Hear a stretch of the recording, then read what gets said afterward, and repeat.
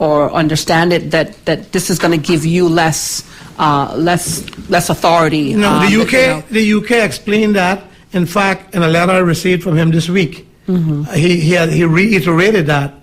He said this is not meant to, it cannot take away your constitutional powers. Right. It's not meant to do that. This is meant to assist you. Right. And you have been asking for this. You know whether you have asked for it. Certainly we have. Where this went wrong is, as I say, the Compass, who got out there in their editorial and spread this propaganda. It turned out to be nothing but a propaganda machine, rather than one that are reporting news. They're trying to make news.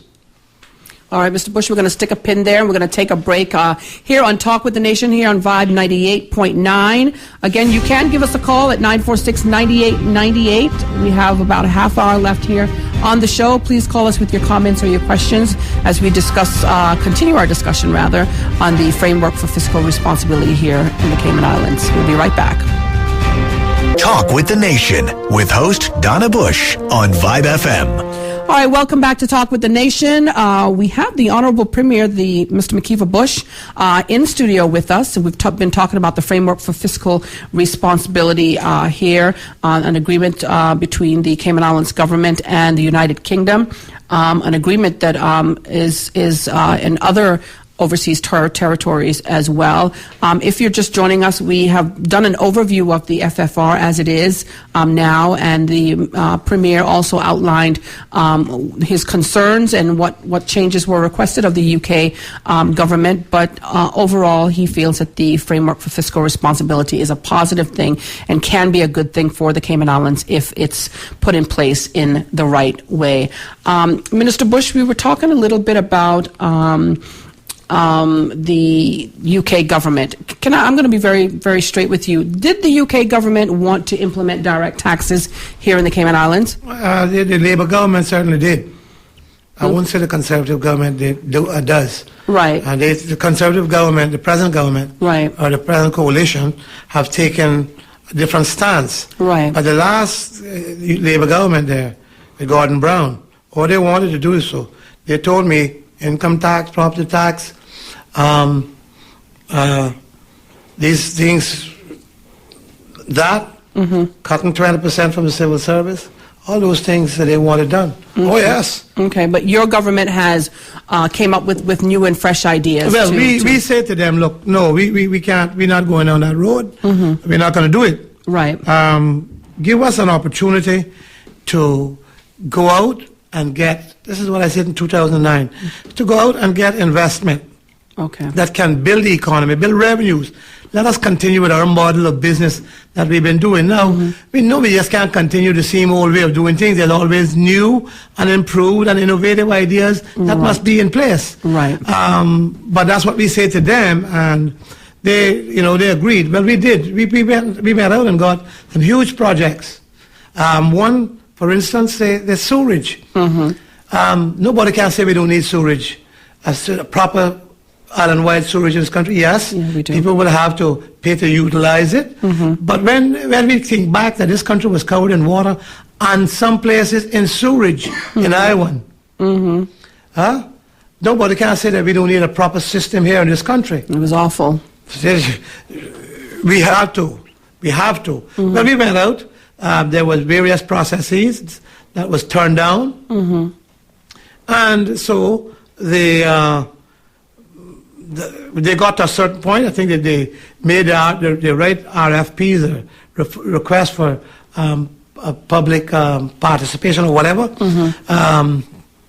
Let's say the tendering process, and it was still turned down. Okay. Now we got one there now working properly, and needs a load of money to fix it too. This agreed, although the government then agreed that we could to go ahead and do some of these things. Even the leasing of government, any government building or any government asset, right? And what it was calling is utilizing your assets, right? Leveraging your assets. Well, they agreed on all of that. Still, that storage system would have caused plumbers, backhoe operators, carpenters, cement mixers, you name it, probably between 1,000 and 1,300 people to work. That's what would have been happening. That would have been a huge kickoff for this country. Yet it was stymied. It was everything that was done to stop it has been done. And again, they made us go back, send it all out again, and then they went back to central tenders. I wait and see what the minister has said that the governor has told her, but I believe he told her must wait till after the election. I hope he didn't tell her that, but that's what my understanding is. But if that is, then they show their card. They've showed their card. They don't want me to get anything done, and they must want you to suffer more and more, because this would have been, as I said, huge employment opportunities, which means people will be making money to pay their mortgages instead of losing their homes. Right. Well, but it seems that, I mean, the UDP has come up with some great projects that we've needed to have done for a long time, such as, let's say, use the port, for instance. But it seems like a lot of red tape really surrounds, and I think our listeners out there need to know that the red tape seems to almost stagnate the government from moving forward. Well, they're trying to push on. They're trying to tell me that, you know, we can't do this, we can't do the next thing. My government believes in value for money. Right. And this will test their mettle. I can tell the world that. This will test their mettle. We will get a project that is, and has tested mine certainly, but we will get a project that is value for money and brings the Cayman Island government the best project that we can get. Okay. Banks have already told us that what has been done, no other project has been done that in Cayman Islands. Banks have already told us that the financing that we could get, nobody else can give that. So what is it they want? To stop me from getting anything done? When do you say no, though, Mr. Premier? It seems like, you know, at some point you say that they're trying to tie your hands and not allow the current government to get ahead with various projects. Well, I firmly believe that has been the modus operandi of some of what has gone on here in this country. Certainly the opposition don't want us. I think the governor has failed them a lot. When I said failed them, the things he has said, and making people believe that everything that was done is wrong. That's the kind of stuff that has hurt the process, hurt the progress of getting the projects off and running. But we're on the way. If you see the Shetty project is on its way. Right. The city is on its way. Right. Business city is on its way. Economic city is on its way and growing. And it will take some while to start to get the employment up, but it will be up. I contend that the budget that we have now produced and the figures agreed for the next 3 years will put this country in good state, coupled with the fact that we have very good projects on the table that is moving ahead now. Right. That is going to safeguard this country for a time, and that's what I want. My aim and objective is that we get to a point where even when the world shakes, Cayman is still steady. Right. People are still employed. People are still paying their mortgages and saving their homes. People are still being able to help their children and raise their children. Right. That's what I want, and that's what we must ensure that happens. Well, I'm sure that our listeners out there, and I hope that they do realize that the work is done, the things are forging ahead, but certainly it takes time for these things to happen. Projects of the magnitude that your government has been a part of getting up and off their feet takes time. I mean, these projects are 3 to 5 year projects that is certainly going to bring a lot of revenue into the economy, get a lot of jobs for people, but you can already see that starting to happen. For instance, with the DART partnership down the road, you know, there are people on the roads that are working to build a new road. You have the budget homes that are being built all over the island, so contractors are, you know, have work, plumbers and electricians and everybody, and those are on a much smaller scale, but at the end of the day, I can tell you there's a lot of politics being played by the opposition who has geared up, and they said it. They said Al didn't say that we will never see a campaign like what we thought he was beginning it. So much so that the Compass wrote at that time an editorial chastising him about talking about campaigning already. And they have done their best. And that's what their job was, to frighten people, to talk to people and to frighten people off about everything. Just stop us from getting anything done so they could come back and say, see, they now got anything done. Well, they're beginning to do that now. Say, see, you haven't gotten anything done. He stated that 100 times in the last budget debate. That's what he said. But we got a lot done. The first thing is, my first and foremost duty was to safeguard the finances of this country and to put that in a position where our dollar was not devalued. And I certainly have done that. And we got other work to do. That's $400 million, 500, whatever it is we have. I need to bring that cost down to the country. And we're trying to do that in the right, sensible manner. We got 312. We had to borrow for the schools and all this, 312 million. We want to ensure that those things are least cost as possible in today's finance environment. Right. And we can do it. And so while they can get up and say and talk politics, I don't have time for it. When time comes for campaigning, if I am there, and I'm not too sure whether I will be campaigning for an executive position, but I must say this, that I certainly have the story to tell about what I found and how we tried to correct it and how we did correct it and what the last government, and so the PPM can start to spread out their candidates as much as they want, and they can talk. What they need to talk about is their record.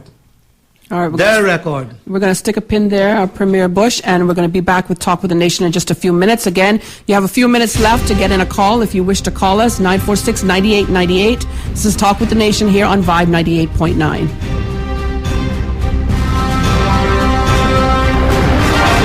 From South Church Street, Georgetown on my mobile to surfing the net in Little Cayman. There's only one network that gives you mobile, internet, and landline wherever you are in the Cayman Islands. Lime, Cayman's best network. CIBC First Caribbean wishes to advise its customers and the general public that the following service interruptions will occur this evening. ATM machines will be out of service today, Wednesday, October 3rd, 2012, from 8 p.m. to 10 p.m. Customers will not be able to use their CIBC First Caribbean credit cards from 9 p.m. to 10 p.m. this evening. CIBC First Caribbean Bank sincerely apologizes for any inconvenience caused and thanks you for your patience during this period.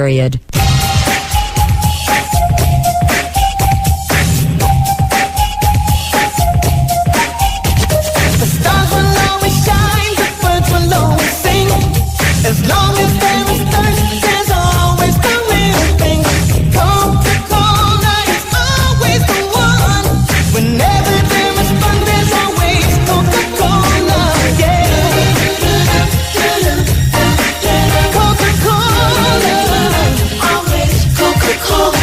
Available island-wide. Distributed by Kirk Beverages Limited. Shop online at kirkbeverages.ky. Fresh, golden, crispy chicken.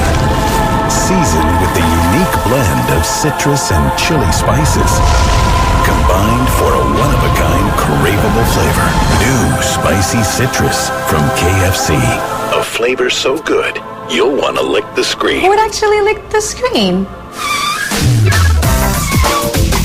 New spicy citrus from KFC. Only for a limited time. KFC, so good. Available at KFC Baytown Plaza, Shedden Road, and The Strand.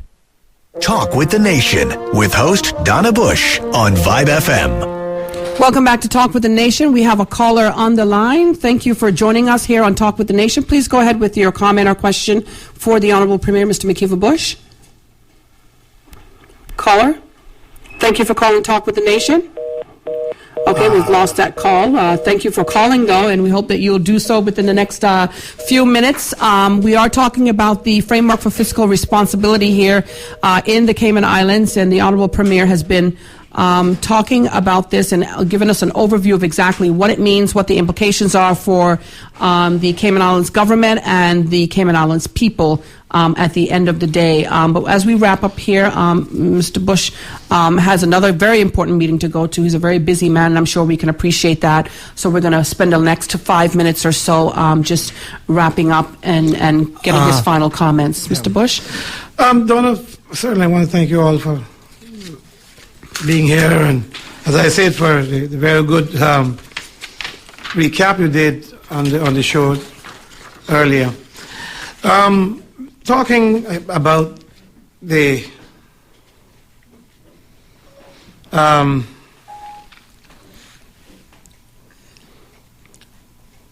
what the FFR means, what is it that we're going to do, and certainly is something that we support.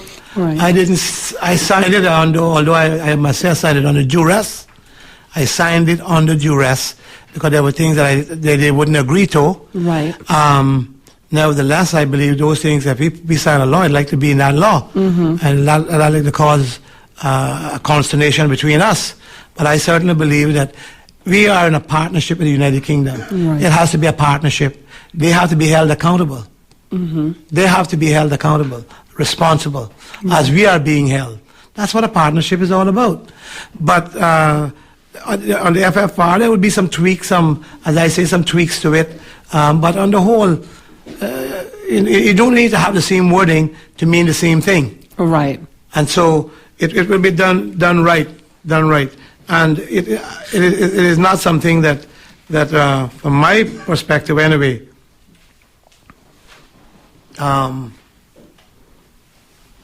that we have to say no to.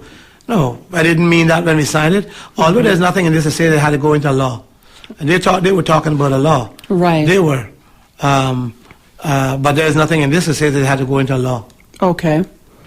All right. But it is something, as you've said throughout the show from the very beginning, that the framework for fiscal responsibility is something that you feel you agree with it. Oh, yeah, I certainly agree. As a Minister of Finance and as a right-thinking person, I again state that I do not want to find this country in a position ever again the way that I found it the last time. There has to be safeguards and checks and balances where that can't happen again.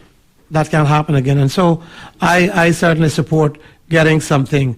The private sector, I think, will make suggestions on some change, some tweaks on wording and so on, and suggestions for some, maybe a few changes, but the intent and purpose of this will not be changed. All right. Premier Bush, it's always a pleasure to have you here with us on Talk with the Nation, a show that's created by you and for the people of the Cayman Islands so that they are informed and educated about the facts and the happenings within the Cayman Islands government. Again, for our listeners out there, as always, we thank you for joining us. There will not be a Talk with the Nation next week. We will be back on Wednesday, October the 17th, right here at 4:30 in the evening, same time, same place, right here on Vibe 98.9 from 4:30 to 6:30. Again, if you've missed any of the shows and you wish to listen in on them, including this one, please go to youtube.com/talkwiththenation. This is Vibe 98.9 and you're listening to Talk with the Nation. Now we're going to go over to some music. Enjoy the rest of your night.